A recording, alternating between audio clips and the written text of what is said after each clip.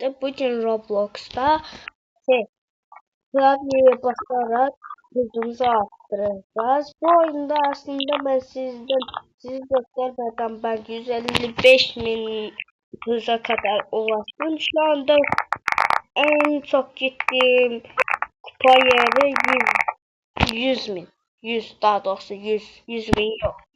Benim bu arada kupam burada görüyorsunuz. 393.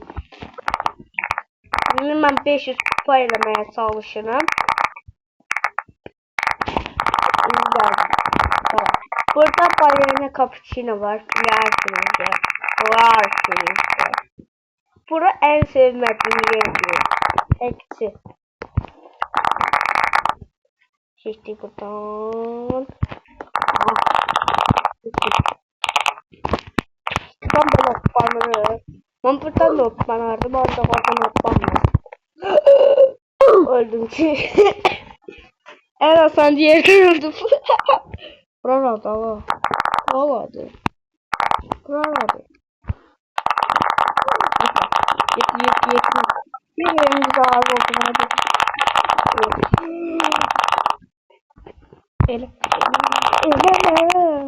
Eleme onu. Eleme.